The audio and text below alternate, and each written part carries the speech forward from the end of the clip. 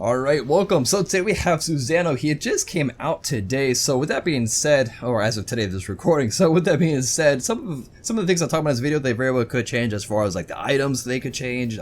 Smite's always changing items, as well as the numbers on his abilities could change as far as how much damage it does and the cooldowns and things like that. So just kind of keep that in mind if you're watching in the future.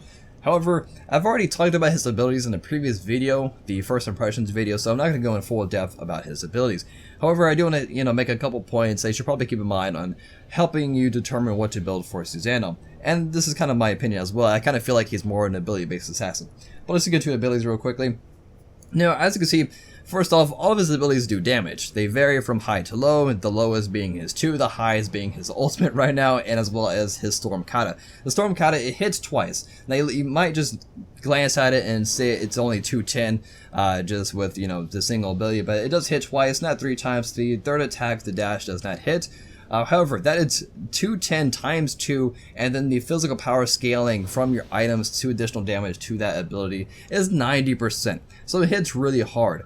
The 2 doesn't do much damage. The 3, it might look low, but this thing hits 4 times. It's a damage over time effect right now. As you can see, 0.75 seconds over the course of 3 seconds. And then his ultimate is like a mage ultimate. It does have a long cooldown. However, 375 is not too bad, but the scaling is 140%. That is huge. That's a lot of scaling for an assassin ultimate. And again, as you can see, the cooldowns are fairly high as far as in the beginning. Of course, 2 of them do go down over time. However, I would definitely go into some cooldown reduction items. I would say probably try to push 40%, at least 20% with the Jones Draft. And that's pretty much it.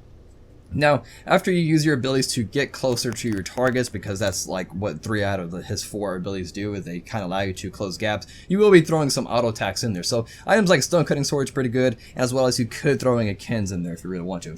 But let's just go into actually building SUSANO. Starting with Conquest, you probably maybe jungling with him. Since he is an assassin, you can go with the Bumba's Mask if you are jungling. If you are in the solo lane or any lane, then you definitely go into the Bluestone Pennant, because this really is based off doing ability damage to the minion waves, obviously. And your 1 hits twice, and I would imagine it would refresh the timer on Bluestone Pennant. So this can just help you clear a lot better. And that's pretty much it.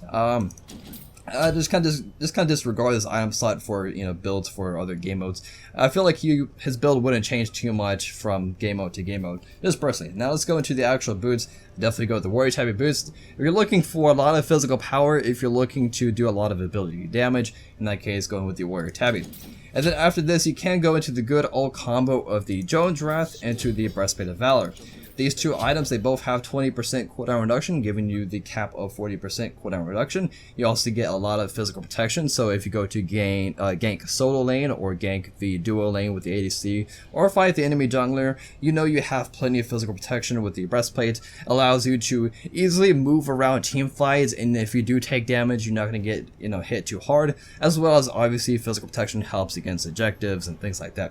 But they both have mana, so it definitely complements the cooldown reduction. The Jones Wrath allows you to have that physical power. The Tent Pen is good early on. It's not the greatest, doesn't mean too much late game, but early game is definitely good. After you go into these 2 items, I'd probably go into the Stone Cutting Sword. Stone Cutting Sword is a little pricey, but it does provide you with 50 physical power, 10% movement speed, which works really well with his passive. His passive, as long as you have an ability on cooldown, you gain 4% additional movement speed, and that stacks up to 4 stacks, obviously. And then as well as to complement the fact that you have 3 abilities that just allow you to move around the map. This gives you a lot more speed, so he's really fast, has a lot of physical power, and the passive, it's only 3 stacks, so it's not the hardest to build into as far as trying to build out the stacks. But once you build up all 3 stacks, you have a 100 additional physical power between the Stone Cutting Sword passive and the Breastplate of Valor, actually 105. So you can be really tanky while being able to do a lot of damage and get away and be super slippery. And then I would definitely have a Titan's Bane thrown in there somewhere, probably one of these 2 item slots here. The Titan's Bane is fairly cheap. 30 physical power is not the greatest, but we're just picking this item up honestly just for the 33 physical penetration. It's not plus 33, so it's not like 33% added on to your, you know, your 10 to 5 from Jones. It's just 33% just flat physical penetration, which again, it's great against tanky targets. It's great fighting against late game gods, guys that are like level 20, because all gods, as they level up, they get physical power, or physical protections rather. And then of course it's great against objectives. And then your last item, as far as like selling your starter item, then you can just go into a last flavor item if you really want to. If you want to do more ability damage, then I'd imagine probably go into more power and pen. It could be the Abolish or the Crusher, whatever. You can go into a Voice Shield, looking to be a little bit more tankier, and this will also help out your other physical gods on your team, as well as the aura does apply to targets that are also, you know, right in front of you. So it's like having 20 more flat pen. And you could go into the Blood Forge. A lot of people are trying this item out right now since it just came out as of this recording. This item is really good as far as looking for just sheer physical power. You're not looking for the lifesteal. A lifesteal is an additional bonus. The physical power is really good, and the passive.